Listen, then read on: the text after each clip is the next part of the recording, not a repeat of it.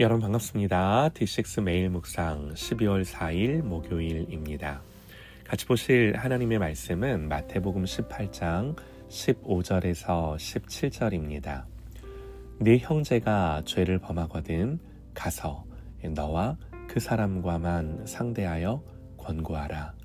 만일 들으면 네가 네 형제를 얻을 것이요 만일 듣지 않거든 한두 사람을 데리고 가서 두세 증인의 입으로 말마다 확증하게 하라.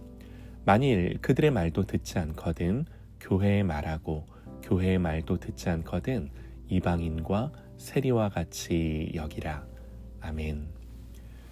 우리가 신앙생활을 하다 보면 참 많은 어려움이 있지만 그 중에서도 제일 우리를 힘들게 하는 게 뭔가? 사람과의 관계일 때가 많아요.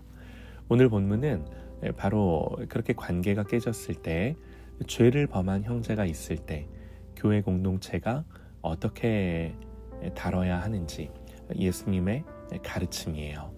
그냥 참아라, 넘어가라 이게 아니라 어떻게 사랑으로 질서 있게 끝까지 형제를 얻을 것인가, 이걸 구체적으로 말씀해 주시는 본문인 거죠. 먼저 이 말씀에서 나온 큰 흐름부터 간단하게 말씀을 드리면요. 마태복음 18장은 흔히 교회 공동체 담화 이렇게 이제 부르는데요. 예수님은 믿는 제자들이 함께 모여 교회를 이룰 때 서로 어떤 관계를 이루어야 하는가, 서로를 어떻게 대해야 하는가, 이 주제로 예수님이 길게 하신 한 편의 설교예요. 이게 이제 마태복음 18장 전체의 내용인 거죠. 그래서 이 18장의 내용을 잠깐 짚어보면, 먼저 제자들이 예수님께 묻습니다. 주님, 천국에서 누가 큰 자입니까? 그러자 예수님이 어린아이 하나를 세우시고 이 어린아이와 같이 자기를 낮추는 자가 천국에서 큰 자다. 무슨 말이냐면 공동체의 출발점은 겸손이라는 거예요. 내가 더 크다, 내가 더 옳다 이게 아니라 어린아이처럼 자신을 낮추는 마음에서 건강한 교회가 시작된다는 거죠. 그 다음에 예수님은 작은 자들에 대해 말씀을 하세요. 이 작은 자 중 하나라도 실족하게 하면 차라리 맷돌을 그 목에 달고 바다에 빠지는 것이 낫다. 이렇게 말씀을 하세요. 그러니까 연약한 자, 이제 막 믿기 시작한 자, 쉽게 흔들리는 자 하나를 실족하게 하는 것은 이 매우 심각한 죄다 말씀을 하시는 거죠. 그리고 바로 이어서 잃은 양의 비유가 나오는데 100마리 중 99마리를 두고 길 잃은 한 마리를 찾아 나서는 목자의 이야기. 그리고 나중에 이렇게 결론을 내리시죠. 이와 같이 이 작은 자 중에 하나라도 잃는 것은 하늘에 계신 너희 아버지의 뜻이 아니다. 하나님 아버지의 마음이 어떤지 분명하게 가르쳐주는 말씀인 거죠. 그리고 나서 이어지는 말씀이 오늘 본문이에요. 네 형제가 죄를 범하거든. 그러니까 연결해서 읽어보면 이런 거죠. 작은 자 하나를 실족시키지 마라. 잃은 양 하나라도 포기하지 않는 것이 하나님의 마음이다. 그런데 그 작은 자, 그 형제가 실제로 죄를 짓고 너를 아프게 하고 공동체를 깨뜨릴 때 너희는 그 한 사람을 버리지 않기 위해, 잃어버리지 않기 위해 어떻게 해야 하겠니? 이런 질문에 대한 예수님의 대답이 오늘 말씀인 거예요. 형제를 얻기 위한 세 단계의 길, 이렇게 말씀드릴 수 있을 것 같아요. 그러니까 오늘 본문은 버리기 위한 절차가 아니라 잃어버리지 않기 위한 절차인 거죠. 징계 매뉴얼이 아니라 끝까지 붙들어 보기 위한 사랑의 매뉴얼인 거죠. 자, 이런 맥락을 갖고 오늘 말씀을 보면 15절에 네 형제가 죄를 범하거든 가서 너와 그 사람과만 상대하여 권고하라. 만일 들으면 네가 네 형제를 얻을 것이요. 보세요. 예수님은 네가 상처를 받거든 이 아니라 네 형제가 죄를 범하거든 이렇게 시작을 합니다. 물론 그 죄 때문에 내가 상처를 받았을 수 있죠. 근데 문제는 단지 내 감정의 문제를 넘어 그 형제가 죄를 범한 것은 그 형제가 하나님과의 관계가 틀어져 있다라는 거예요. 이게 문제라는 거예요. 이런 관점으로 보라는 거예요.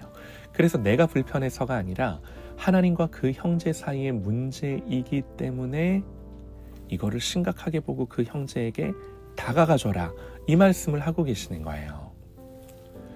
우리는 보통 이럴 때 이렇게 말하고 싶죠.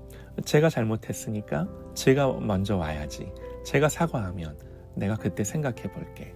그런데 예수님은 네가 가서, 누가 잘못했는지를 떠나, 누가 더 많이 상처받았는지를 떠나, 여러분, 먼저 움직이는 사람이 은혜 받은 자요 제자인 줄 믿습니다. 자, 여러분, 우리가 먼저 하나님께 다가간 것이 아니라 하나님도 죄인인 우리에게 먼저 오셨죠. 너도 그렇게 하라는 거예요. 그리고 나서 예수님이 이렇게 말씀하세요. 네 형제가 죄를 범하거든 너는 가서 그 사람과만 상대하여 권고하라. 너는 그 사람과만 상대하라. 이게 무슨 말인가요? 사람들 앞에서 망신 주지 말고, 공론화하지 말고, 뒤에서 다른 사람들에게 떠들지 말고, 둘이서 조용히 정면으로 마주 앉아 이야기하라는 거예요. 아주 구체적인 지침이죠.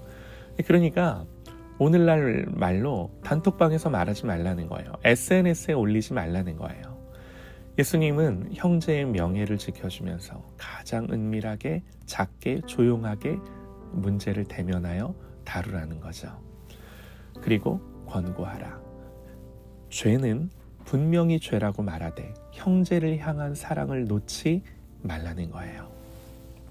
그리고요, 만일 들으면 네가 네 형제를 얻을 것이요. 예수님이 잃지 말고 이렇게 끝까지 하라는 거죠.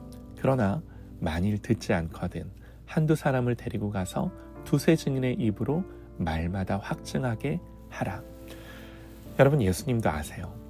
내가 진심으로 말해도, 사랑으로 말해도 상대가 듣지 않을 수 있어요. 그래서 예수님은 그러면 포기해라, 그만 말해라 하는 것이 아니라 두 번째 길을 열어주시는데, 한두 사람을 데리고. 여기서 오해하면 안 되죠. 이건요, 내 편을 더 모아서 압박해라, 이 말이 아닙니다. 한두 사람은 말씀과 복음으로 이 문제를 함께 분별해주고 함께 권면할 성숙한 동역자들을 말해요. 그리고 두세 증인의 입으로, 이 감정 싸움이 아니라 진실을 세우라는 거예요. 객관적으로 하라는 거예요. 둘만 만나면 옛 감정이 치밀어서 싸움만 더 커질 것 같은 관계들이 있습니다. 그럴 때 하나님 보기에 신뢰할 수 있는 한두 사람과 함께 기도하며 이 문제를 다루라는 거죠. 그리고 이제 마지막 17절입니다. 만일 그들의 말도 듣지 않거든 교회의 말하고 교회의 말도 듣지 않거든 이방인과 세리와 같이 여기라. 여러분, 여기까지 왔다면 이 문제는 더 이상 개인과 개인의 문제, 개인의 감정 문제가 아니죠. 이제는 공동체 전체의 영적 건강에 영향을 미치는 문제라는 거예요. 그래서 예수님은 교회에 말하라고, 공동체에 말하라고, 공동체의 책임자들이 이 문제를 함께 안고 다루라는 거예요.